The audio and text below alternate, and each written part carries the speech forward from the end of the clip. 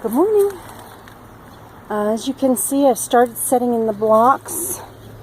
I still have some work to do on the feed tube, but that part can wait.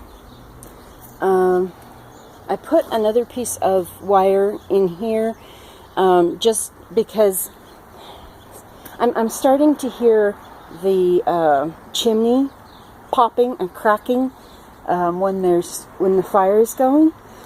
So I'm hoping that this will help it maintain its shape longer.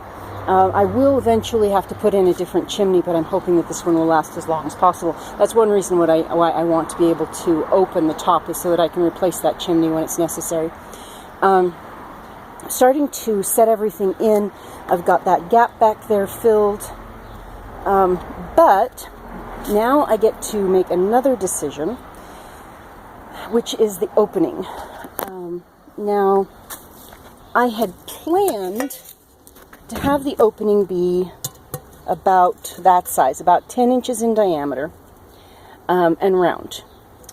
That is more complicated than I thought. So I'm wondering about a dome shape with that, where those two blocks are. That would be the entrance. But again, I'm not sure that that's the right place for it. I mean, I know that's the right place for it, but I'm not sure. I'm thinking I may want to go up 2 or 3 ranks higher, 2 or 3 more bricks before I do that. I've never done a dome or a corbelled arch before, so I need to do some research on that, see if I can figure out how I would work that. The ones that I have seen have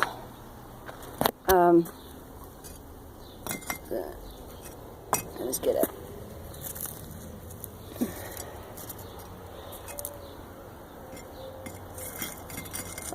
It's not working. Sorry.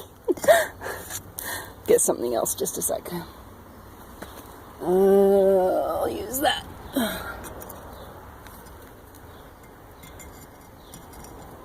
The ones that I have seen have a gap like that, and then just building up the same amount on each level.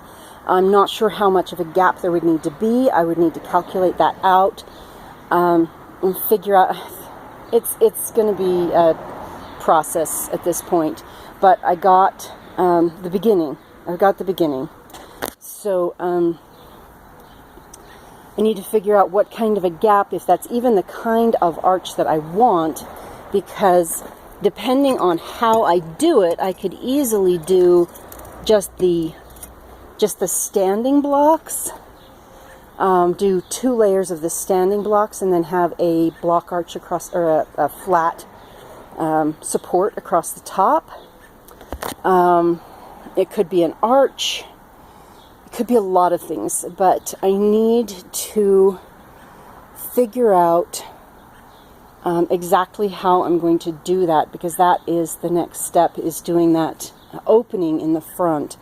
And what I want to do, what I thought right now, is that on the bottom I will offset the blocks, so they'll be like that, and then bring the arch out from the sides and then flatten it in the middle, so that I can just put a cover, whatever kind of cover I choose, will just go down in the front and sit on the blocks. But lots of things to think about. I thought I knew exactly how I was going to do that, but it wasn't working.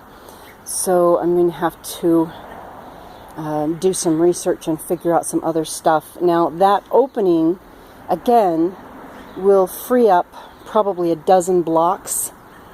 So those, depending on how many I end up with, those will probably end up in the center, supporting the baking surface and creating additional heat mass for the baking surface. So whatever eventually happens with that, it depends. That depends on how many blocks I have left after I finish the opening So after I finish the opening and the rest of the walls. Well, I can't finish the rest of the walls. I'll have to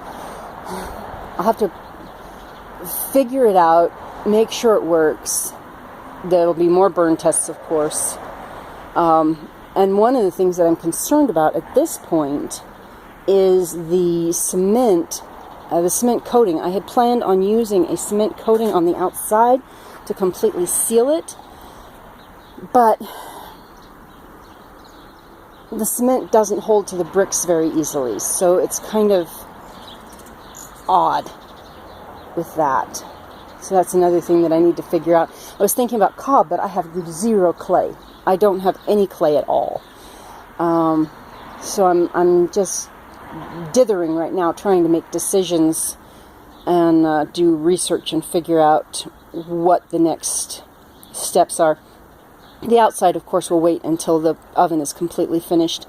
I am using cement to seal the cracks and so on, but right now it's just a very thin layer of mortar, and it's not going to be sufficient. So that is where we are with the stove right now. I will talk with you later.